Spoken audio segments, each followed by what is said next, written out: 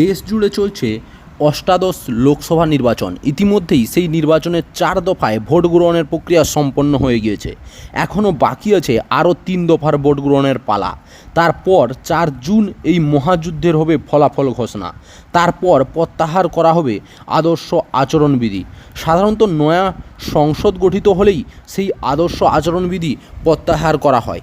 সেই হিসেবে জুনের 10 তারিখের মধ্যেই সেই বিধি প্রত্যাহার করা হবে। আর তারপরেই বাংলার ক্ষমতাসীন মমতা বন্দ্যোপাধ্যায় সরকারের রাজ্য জেলায় জেলায় ব্লকে ব্লকে গ্রামে গ্রামে ছড়িয়ে থাকা অঙ্গনওয়াড়ি কেন্দ্রগুলির জন্য সুপারভাইজার পদে নিয়োগ প্রক্রিয়া শুরু করবে বলে নবান্ন সূত্রে জানা গিয়েছে। সূত্রের খবর, অঙ্গনওয়াড়ির সুপারভাইজার পদে বিপুল নিয়োগ করতে চলেছে মমতা সরকার। প্রাথমিকভাবে জানা গিয়েছে কলকাতা সহ বাংলার যে কোনো জেলা থেকে অঙ্গনওয়াড়ি সুপারভাইজার পদের জন্য আবেদন করা যাবে।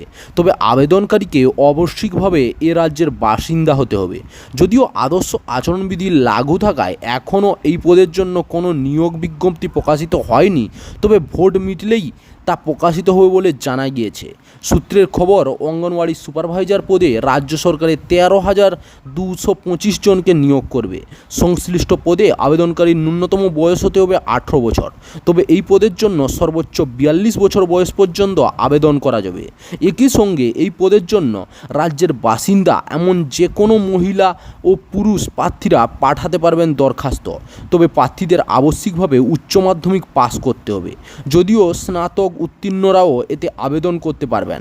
দরখাস্ত পাঠানোর ক্ষেত্রে লাগবে না কোনো আবেদন মূল্য। প্রার্থীরা অনলাইনে করতে পারবেন আবেদন। অনলাইনে আবেদনের জন্য প্রথমে প্রার্থীকে অফিসিয়াল ওয়েবসাইটে প্রথমে লগ ইন করতে হবে। সেখানে মিলবে আবেদন লিঙ্ক, যাতে ক্লিক করলেই খুলে যাবে একটি ফর্ম। আর সেখানে যাবতীয় জরুরি তথ্য ফর্ম পূরণ করে বিজ্ঞপ্তি উল্লেখিত যাবতীয় নথির স্ক্যান কপি করতে হবে।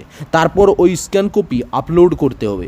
আর আপলোড হওয়ার পর অবশেষে ভালো করে সব কিছু যাচাই করে নিয়ে সাবমিট অপশানে ক্লিক করতে হবে। আর সঙ্গে সঙ্গেই জমা পড়ে যাবে ফর্ম। প্রার্থী চাইলে আবেদনপত্র প্রিন্ট আউট নিজের কাছে রাখতে পারেন।